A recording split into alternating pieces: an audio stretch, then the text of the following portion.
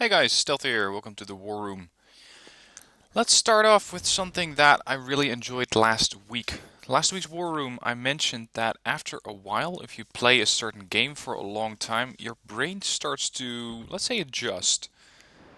It starts to think of the real world as the same as the game world. And my example was that I played a lot of Rainbow Six Vegas 2 and started looking for cover everywhere. Now, you guys came up with a lot of funny and interesting stuff that really aligned with that. Someone said that I believe that was a lot of a racing game, and they were looking for one of those tilt pads that you have on a joystick. Actually, it's not a tilt pad, is it? It's a D-pad? Whatever. One of those top pads on the top of the joystick that you can move up, left, sorry, up, down, left, right. Sorry, it's still early. Anyway, so if you have any more things that you thought of afterwards, let me know, because I really find those rather amusing. Anyway, what else has been happening last week? Well, as you may have seen, I have been playing a lot of Stellaris, and based on what I've seen from the game so far, there is a lot left to go. From my experience, the games will run for ages. And some people even said, well, I don't usually even finish a game. At some point you just get bored with the specific game that you're playing and you just start up a new one. Build your empire up all over again, and that way just keep the whole thing going. Not sure what I'm going to do with that, but based on what I've seen, this could run into the, I don't know, 100 episodes, if not more. I'm not sure if I'm going to be able to keep that up, let alone have you keep that up as subscribers. But let me know what your thoughts are on that. And let me know if you have Stellaris by now. Initially, I was a bit hesitant about the game. I wasn't too sure if I was going to enjoy it for a longer period of time. Pretty much like Civilization. I usually play those for a little while and then I go, meh, I'll just have a look at something else, and I stop playing it. And Stellaris, I don't think that's going to be the case. I think I will continue to play that. It's just going to be a question of how long can I keep up with the same empire. Oh, that must have hurt. What else have I been up to? Well, World of Warships. You're looking at it again. Really still enjoy the game, although of course sometimes the game can be incredibly frustrating. Especially when you have been doing very, very well on your own. And then your team just completely screws everything up. But hey, it's multiplayer gaming, well, is it? Yeah, it's multiplayer, but would you call it competitive? Probably. Anyway, been playing quite a lot of that. Still really, really enjoying it.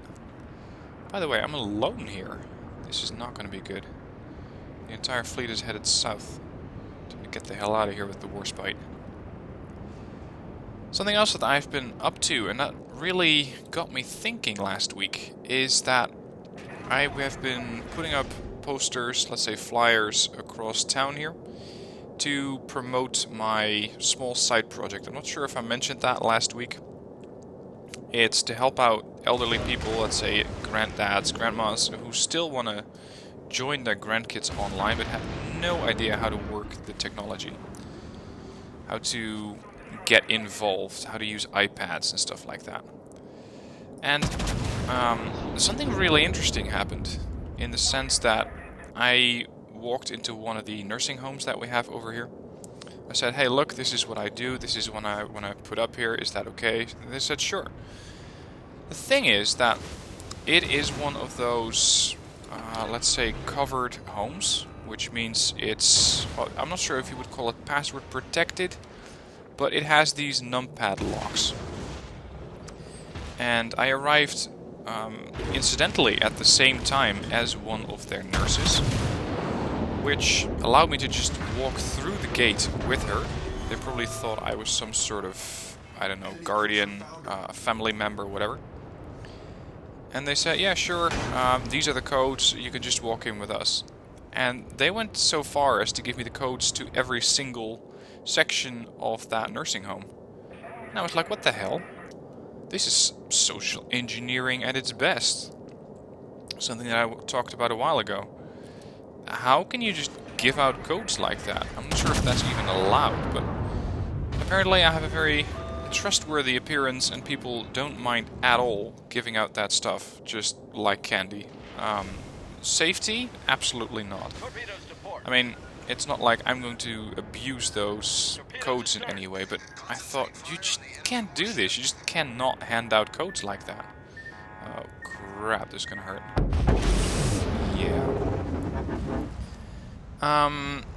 But stuff like that, I just thought, wow, you just gave me pretty much the codes to the kingdom.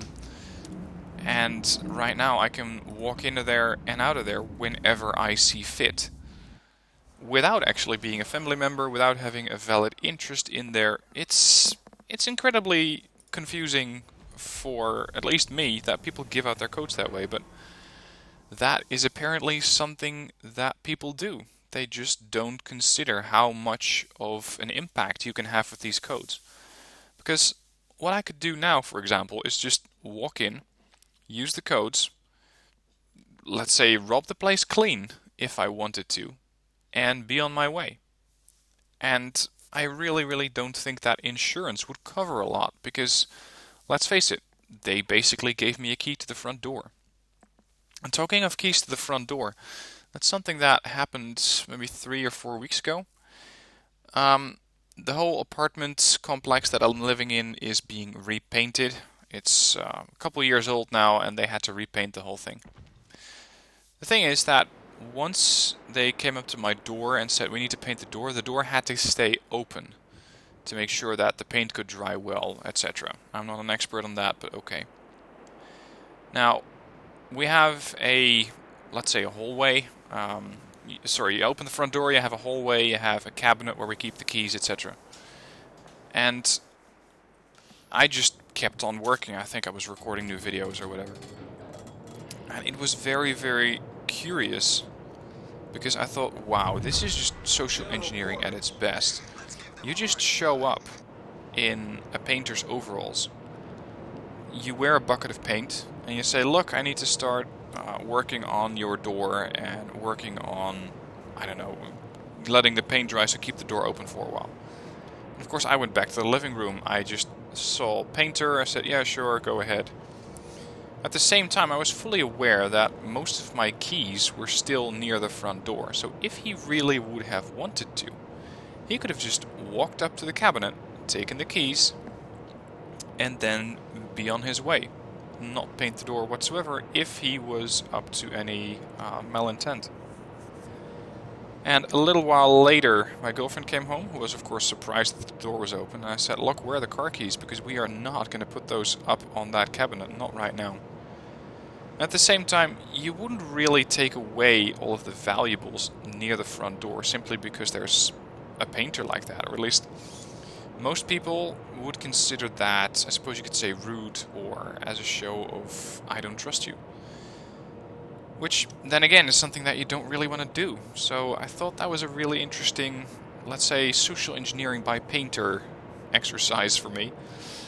And, I'm not sure what to think of it, really. In other news, what I have been finding lately is that Wargame Red Dragon queues, so sitting in a lobby waiting for a team, they just take forever.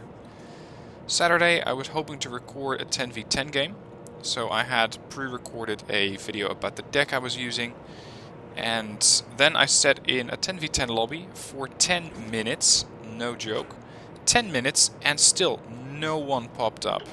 I think there were 1 or 2 people who joined the room, and that's it. And I find this a bit disconcerting because it seems to be getting worse lately. And, oh, crap. Oh, there's a destroyer nearby. It seems to be getting worse lately in the sense that the queues just take forever.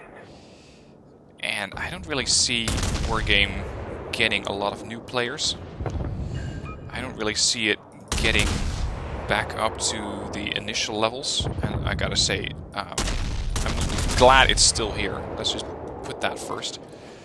Oh, crap. I'm glad it's still here, and I had a look at the stats for Wargame versus Active Aggression.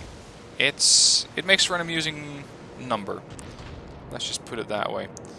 I believe there are, at its peak, about 300 Active Aggression players versus 800 or 1,000 Wargame Red Dragon players. So Wargame Red Dragon is still being massively outplayed, or massively outplays Active Aggression. Which definitely is a good thing, because let's face it, Active Aggression, well, it wasn't really that good. Talking about Wargame, not Red Dragon, Eugen has hinted at something coming up about Wargame. They have some sort of news about it. I'm not sure if they're talking about a next Wargame. I'm not sure if they're talking about an update or a new map pack or whatever for the Wargame that we have. But they hinted in their last update for Active Aggression that there was going to be news about Wargame. And considering that Wargame Red Dragon by now is 2 years old, all I could imagine it would be is something about the next Wargame. Now, again, I know just as much as you guys, which is pretty much nothing at all about the next Wargame.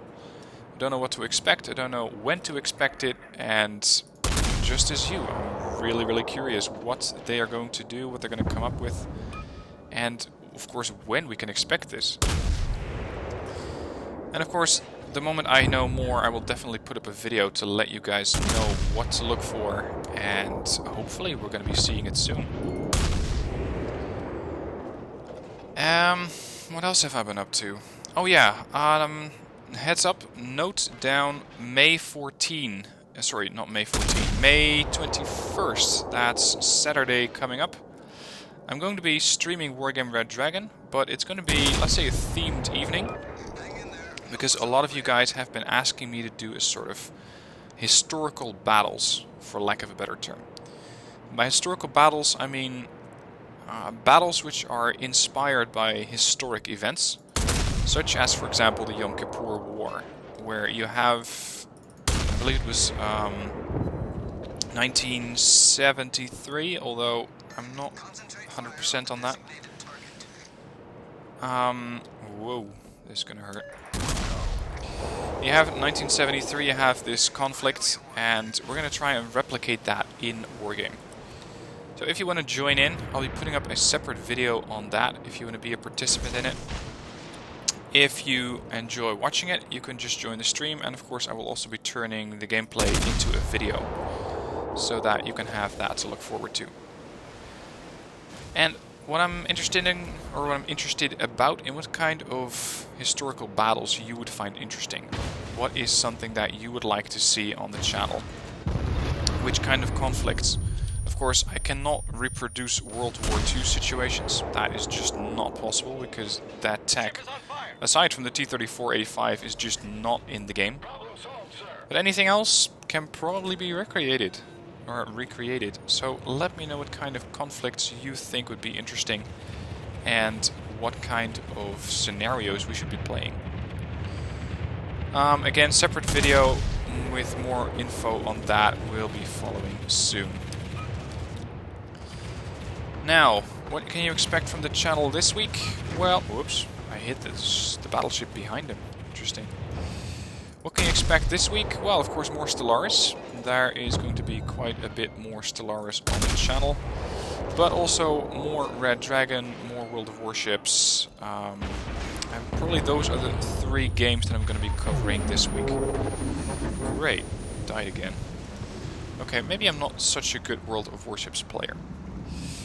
Anyway, something else I've been thinking about, and it really kept me up for the last few nights, is what kind of path you or I could be taking for the rest of, let's say, not per se my life, but for the next couple of years. And by this I mean that you have basically a couple of different paths or different roles that you could pick. One would be going for what I'm doing right now, which is basically what I consider the mercenary path. You're a freelancer, you're a trainer, you basically exchange your time for money. That's basically what happens because, of course, you get hired by a company.